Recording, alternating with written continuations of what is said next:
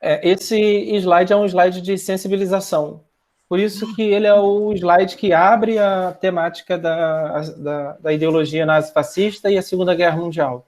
Por quê? Porque ao longo da minha experiência em sala de aula, a gente vivencia em vários momentos os alunos fazendo comentários de cunho que se assemelha ao nazifascismo, que a gente vai estar explicando daqui a pouco o significado desses dois conceitos. E a gente vê suástica desenhada em mesa, cadeira, parede. As pessoas fazem muita apologia ao nazifascismo e muitas vezes nem sabem direito do que estão falando. Choca muitas vezes os professores e não há motivo para enaltecer a Segunda Guerra ou o que foi feito de atrocidade durante esse evento. Mas a gente precisa trabalhar esse tema, que a história ela se constrói e a gente precisa estudar essa construção para que a gente não cometa os mesmos erros que já foram cometidos no passado. E a história só faz sentido ser estudada se for para a gente aprender com os erros do passado para não cometê-los novamente e, ao mesmo tempo, refazer aquilo que deu certo. E a gente faz uma reflexão, será que tudo isso está só no passado? Ou hoje em dia ainda existem pessoas que têm esse mesmo tipo de sentimento ou de ideologia? E aí a gente vem para os grupos na atualidade que a gente chama de neonazistas. São grupos que professam a ideologia nazista e existe, inclusive, neonazistas hoje no nosso país, no Brasil. O que é uma grande incoerência, conforme a gente vai estar vendo daqui a pouco sobre o que defende a ideologia nazista, você pensar que em um país formado pela miscigenação tem grupos que defendem a ideia de uma raça pura ou superior.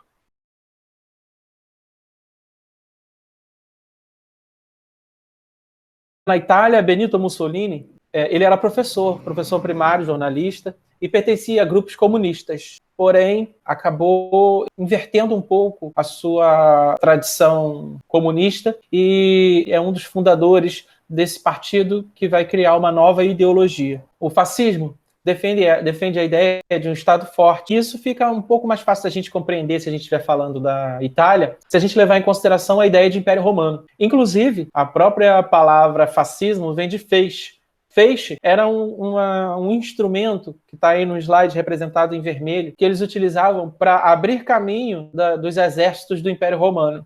Então, esse é o símbolo utilizado por esse grupo, e a partir desse feixe é que deu origem ao nome fascismo, esse movimento que está surgindo lá, defendendo a ideia de um Estado forte, o poder centralizado na mão do governante, uma ditadura. O Estado é nacionalista e é um nacionalismo extremado, ou seja, aquela ideia de nacionalismo xenófobo que a gente estudou quando estava tratando da Primeira Guerra Mundial. O fascismo, ele é antiliberal. O que é o liberalismo econômico? E aí a gente volta lá para o iluminismo que a gente estudou no ano passado. A ideia de laissez-faire, laissez-passer, deixe fazer, deixe passar. Então, o fascismo defende a interferência do Estado na economia.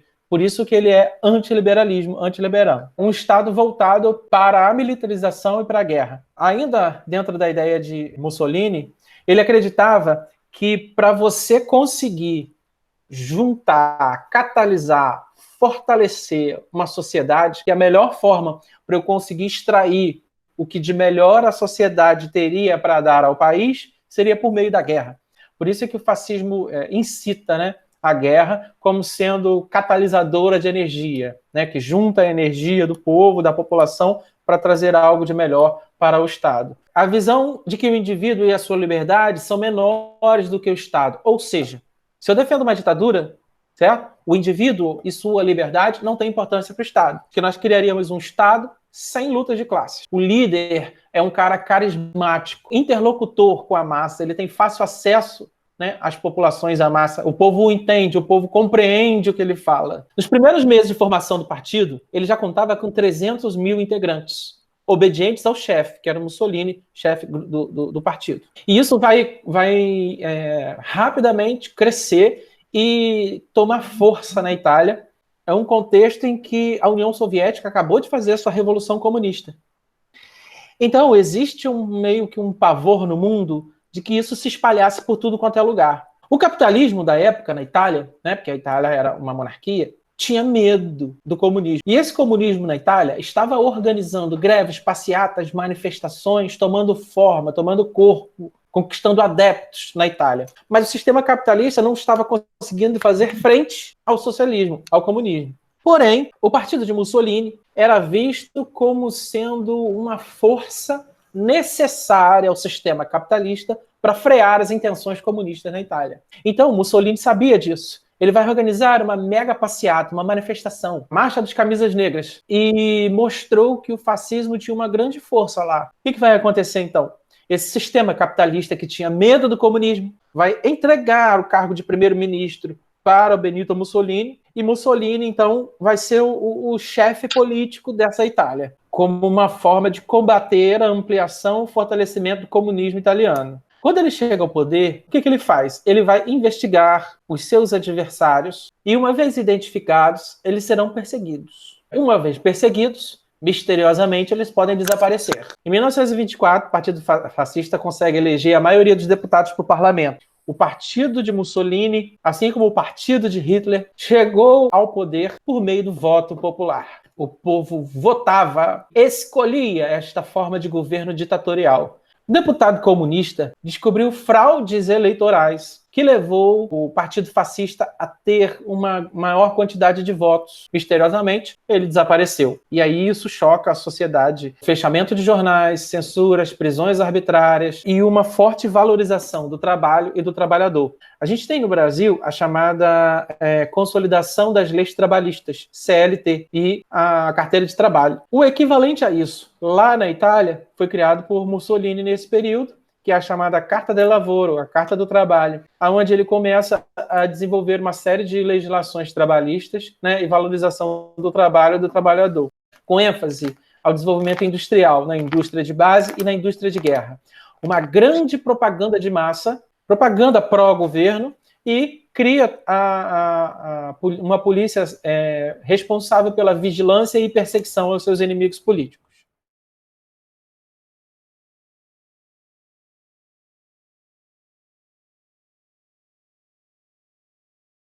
Triunfo da Vontade. A nossa aula é inspirada nesse livro, que fala sobre a ascensão de Hitler.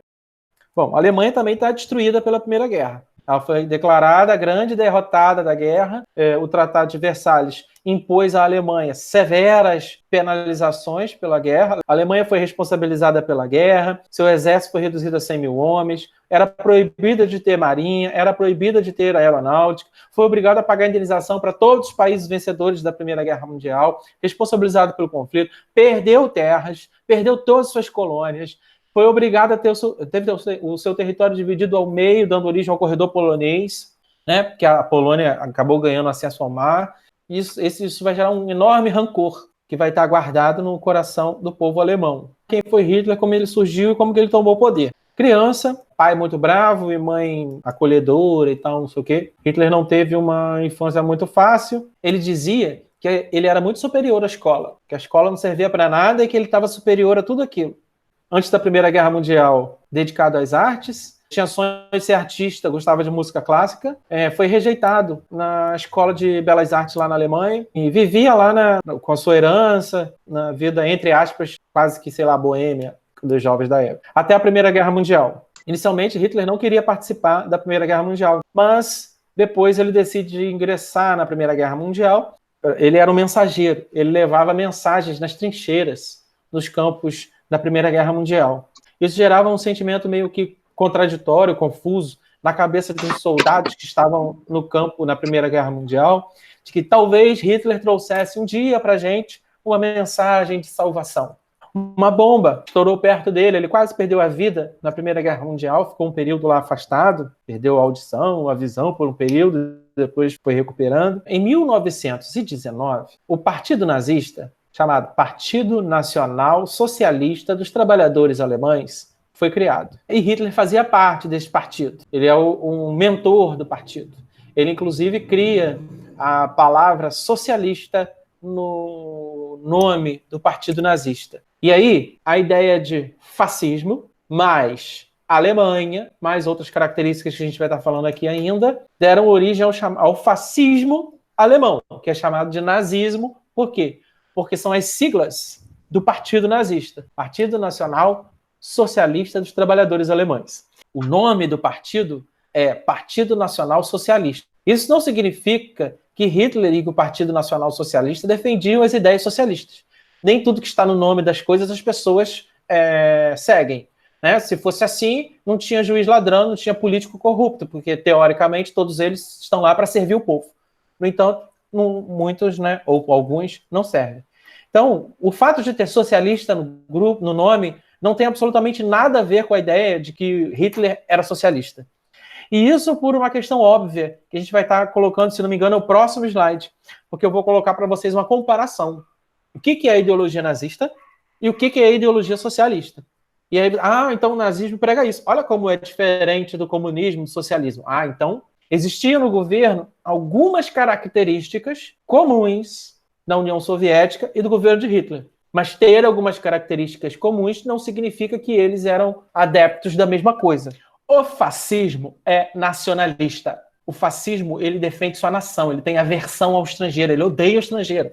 Socialismo não é nacionalista. Pelo contrário, ele é internacionalista. Ele quer o fim das fronteiras. Ele quer espalhar o socialismo pelo mundo, inspirado nas ideias de Karl Marx. A ausência de classes sociais, a ausência do capital, do grande capital e da grande propriedade privada. Outras características, essas em comum, defendem um Estado forte, poder centralizado na mão do governante. A organização da sociedade é em cooperativa, eles se cooperam, eles se ajudam. O líder é carismático, ele tem um grande contato com o povo ama, o povo segue. Ambos perseguem minorias. O fascismo defende o ideal de família, preferencialmente católico. Combate o liberalismo econômico. Por sua vez, socialismo é ateu. Defende o governo popular, reforma agrária. Vai dizer que a religião é o ópio do povo. É avesso ao capitalismo e ao liberalismo econômico. Com esse partido em mãos, inspirado no que aconteceu na Itália, Hitler e seus partidários vão organizar um levante contra a República Alemã. Um levante armado, ou seja, organizaram suas tropas. Na época, não tem o que a gente chama de milícia de hoje? Na época, essas chamadas milícias, entre aspas, existiam. Eram grupos armados ideológicos que eram a parte do Estado. E eles organizaram levantes para tomar o poder e derrubar o presidente. Isso foi em 1923. E aí foi preso. Ele foi preso e outros partidários também foram presos. E uma vez preso, em 1924, Hitler escreveu um livro chamado Mein Kampf, ou Minha Luta. É nesse livro, e no período em que ele esteve preso, que ele vai sistematizar tudo aquilo que a gente chama de raça ariana e ideologia nazista.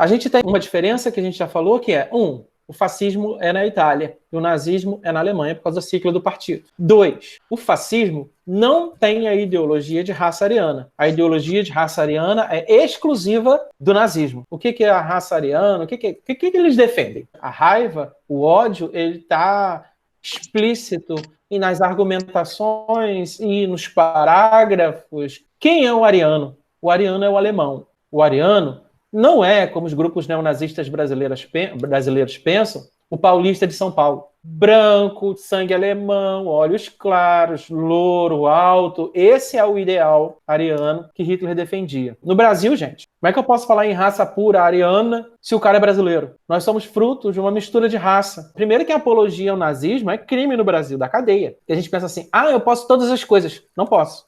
Liberdade de expressão. Não é liberdade de expressão. Porque a liberdade de expressão que nós temos, ela é submetida, subordinada à lei. E o direito de um não pode ser maior do que o direito do outro. Nem existe raça superior. O conceito de raça já caiu por terra na sociologia, na filosofia. Todos nós pertencemos a uma única raça, que é a raça humana. Questão dos judeus. Todo mundo sabe que uma das principais vítimas do nazismo foram os judeus. Por que os judeus? Bom, em primeiro lugar, ao longo da história da Europa, os judeus sempre foram vítimas de perseguição. Tudo que acontecia na Europa medieval, por exemplo, a culpa era sempre atribuída aos judeus. Lembra da peste negra medieval? Que a culpa foi atribuída aos judeus. É um povo que não tem nação, não tem um país. Não tinha, né? Porque agora tem. Não tinha um país, não tinha uma nação. Então eles eram vistos como sendo indesejáveis. Aqueles que sugam as riquezas do país, tiram o trabalho das pessoas. Então eles eram perseguidos por isso. E especificamente em relação à Alemanha, a Alemanha está destruída na Primeira Guerra Mundial. Muitos nazistas vão dizer que a Alemanha só perdeu a Primeira Guerra Mundial porque tinha muitos soldados judeus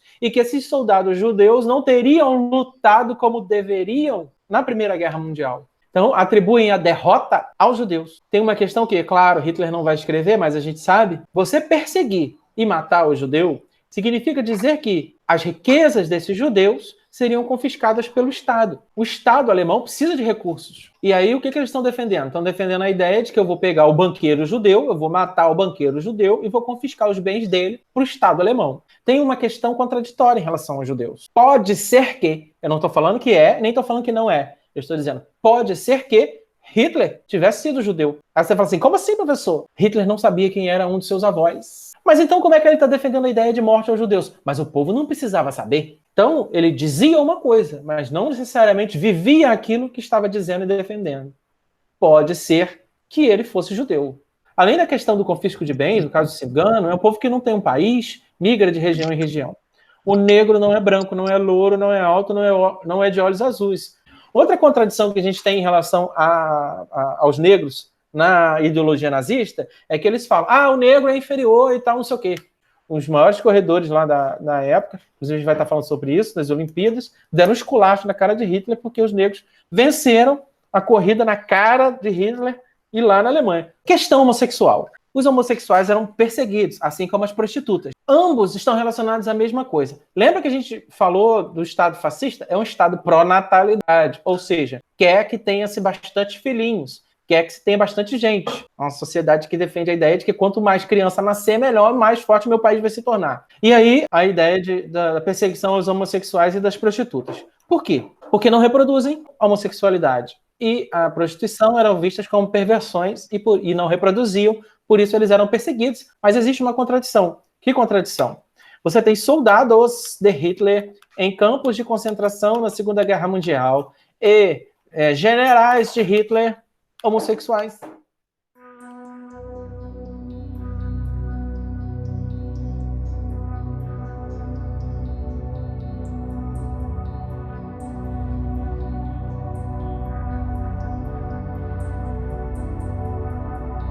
Die Fotos zeigen auf einmal Soldaten, die wir kennen als Nazi-Krieger, auf einmal von einer Seite, die man nie erwartet hätte. Also die sind auf einmal eine gewisse Weichheit, eine Sentimentalität, die kommen auf einmal als Menschen mit Sehnsucht daher.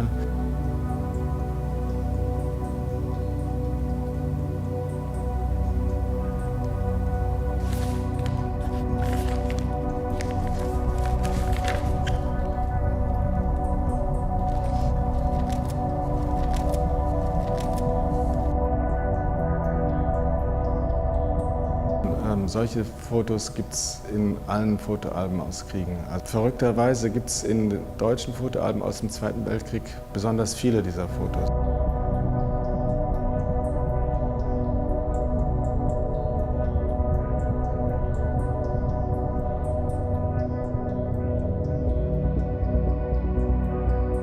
E também existiam prostitutas lá e tudo mais. O que é uma grande contradição. Percebam o seguinte, a ideologia nazista ela foi criada para conquistar votos, mas ela é extremamente contraditória. Mas o povo acreditava na ideologia. 6. Os portadores de necessidades especiais eram vistos como sendo indesejáveis e, por isso, exterminados. Mas e se eu disser para você que um dos grandes nomes do nazismo, um carinha chamado Joseph Goebbels, ele tinha necessidades especiais. Professor, para. Eu estou dizendo para vocês que um dos grandes nomes do partido nazista, braço direito de Hitler, tinha necessidades especiais. Ele tinha uma perna menor do que a outra. E ele andava mancando, mas é uma mancada assim que ele fazia de tudo para disfarçar. A suástica é o símbolo nazista. Eu já falei da origem dele para vocês. Várias culturas antigas e vários grupos têm a suástica como símbolo. Inclusive tem vários aqui representados. Mas Hitler vai tomar para si a suástica e vai criar uma bandeira vermelha para dizer que ele é o quê? Socialista. E uma bandeira vermelha que no meio tem uma bola branca, que é o símbolo do nacionalismo. E o símbolo do ariano é essa suástica presente no meio. Fomentando mais ainda o ódio. Professor, por quais motivos ocorreu a Segunda Guerra Mundial? Aqui está a resposta.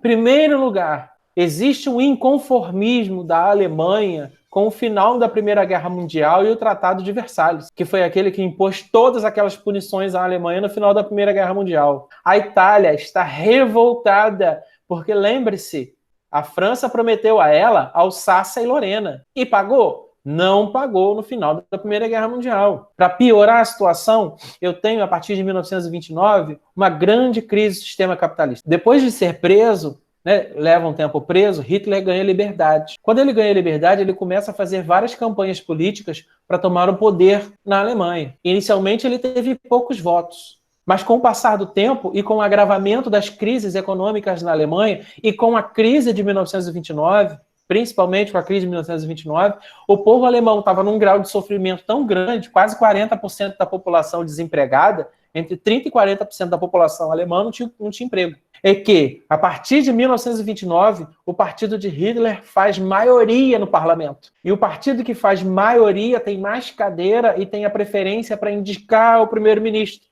Depois de muita relutância, o presidente alemão indicou Hitler como primeiro-ministro na Alemanha. Então ele está lá como primeiro-ministro democraticamente, eleito, escolhido, fez a maioria dos votos. Assim como Mussolini, o partido de Mussolini fez maioria no parlamento. Com a crise de 1929, você tem falência, desemprego, fome, miséria no mundo capitalista inteiro. Menos na União Soviética, que era socialista, tinha feito a Revolução de 17. Principalmente na Alemanha. Por quê? A Alemanha já sofre com o que aconteceu na Primeira Guerra Mundial. E agora ela sofre mais ainda, porque junto com a crise da Primeira Guerra Mundial, você tem a crise de 1929 levando mais desgraça para a Alemanha. Lembre-se das pesadas indenizações que os alemães pagavam aos países vencedores da Primeira Guerra Mundial. Soma isso à crise de 1929. Nós temos ainda a ideia de raça pura ariana. O alemão é superior, o alemão é maior que os demais. E aí, a ideia de espaço vital. Professor, eu não sei o que é espaço vital. A Alemanha dizia que para ela sobreviver, ela precisava de espaço. O espaço era vital. Então, eu precisava de espaço para viver. É a ideia que existia na Alemanha nazista, de que, para a Alemanha sobreviver e vencer as dificuldades pelas quais ela passava, ela precisava de espaço geográfico. E, para isso, ela precisava se expandir territorialmente. Aqui, a ascensão eleitoral. 1929, quantos por cento de voto o partido de Hitler teve? 3%. E agora, quanto que o partido de Hitler tem nas intenções de voto? E na eleição de 1933, quantos por cento o partido de Hitler teve? 44%. Percebe? 2,8 milhões de desempregados em 1929. Depois da crise de 1929, esse número passou para 6 milhões de desempregados. A crise muito grande levou uma ruptura, uma guinada muito grande à direita. E Hitler assumiu o governo. Em 1932, o partido nazista elegeu 230 deputados, 38% dos votos, para o Reich, que é o parlamento alemão. Em 1933, o presidente, o chefe do Estado da Alemanha, atende às pressões políticas e acaba colocando Hitler como primeiro-ministro. Em 1933, o prédio do parlamento, misteriosamente, pegou fogo. E a culpa foi lançada sobre os comunistas. Com o parlamento queimado,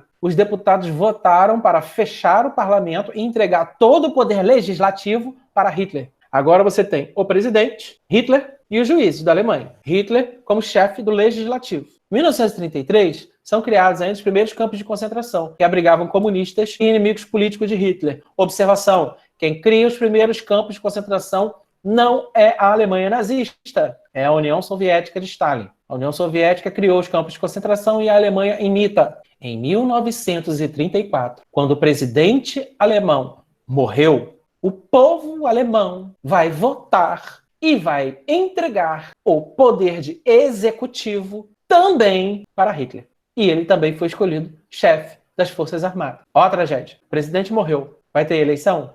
Não. Vai ter um plebiscito. O plebiscito faz o quê? Entrega o poder todo para quem? Para Hitler. Quando Hitler imprime o chamado Terceiro Reich, o que ele faz nos seus primeiros anos de governo? É um governo ditatorial.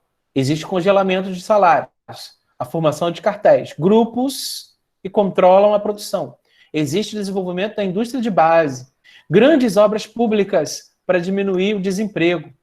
a expansão do crédito para que as pessoas comprem, movimentem a economia, façam investimentos, alguns benefícios trabalhistas, como férias, clubes para funcionários, auxílio-doença, essas coisas todas, tudo começa a ser criado também neste período. Existe uma gigantesca propaganda já nazista, já falei sobre isso.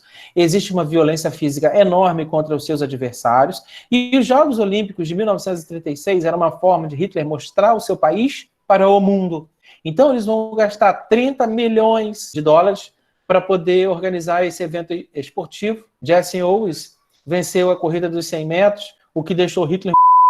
Ele nem fica no estádio para dar a medalha para o cara, porque ele se sentiu muito ofendido, porque Jesse Owens é negro. Não obstante tirar o primeiro lugar, um outro negro tirou em segundo. E o alemão preferido, queridinho de Hitler, ficou em terceiro. Então ele ficou humilhado, cheio de vergonha, meteu o pé e foi embora, para não dar a medalha para o cara. Nesse momento, a Alemanha se disfarçou de democracia. Os bares e os locais que estavam fechados para os judeus reabriram por 2 semanas. E tudo que eles fizeram para poder passar para o mundo a ideia de uma Alemanha desenvolvida, forte e tudo mais. O mundo capitalista não conteve o rearmamento e o crescente poder de Adolf Hitler. Por quê? Porque eles acreditavam que Hitler iria se voltar contra a União Soviética, tendo em vista que eles são inimigos declarados. E aí, o mundo capitalista ia assistir uma guerra entre o nazifascismo e o comunismo. E o mundo capitalista ia sair ileso. O que Hitler quer? A Renânia. Por quê? Porque antes da Primeira Guerra Mundial, essa terra pertencia à Alemanha. Com o Tratado de Versalhes, ele perdeu. O que tem lá? Carvão. Ele quer Alsácia e Lorena. O que tem lá? Carvão.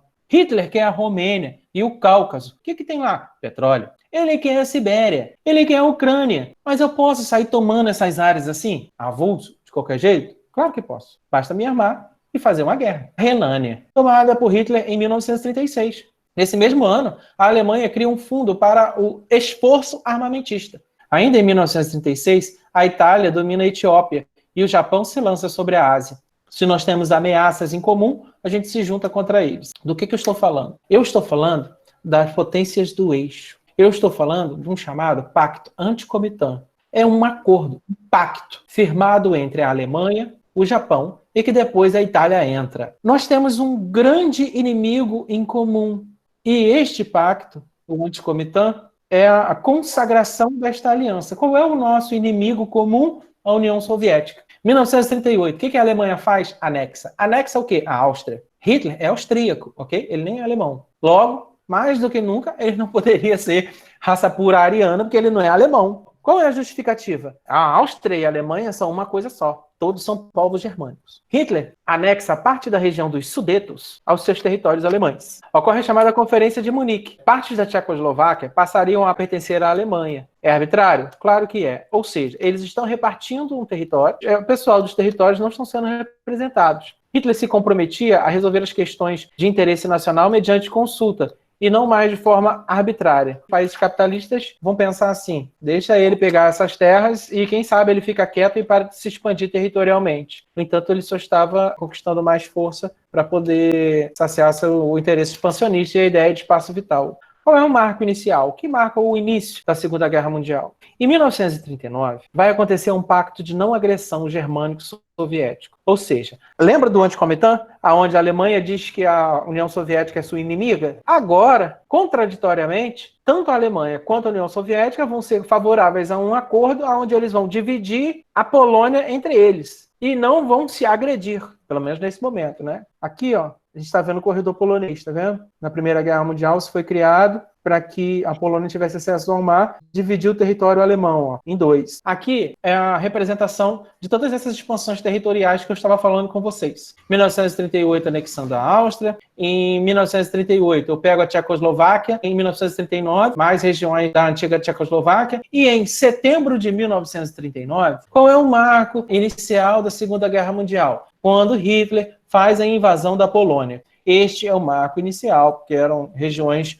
estranhas ao povo germânico que foram invadidas e dominadas pela Alemanha nazista.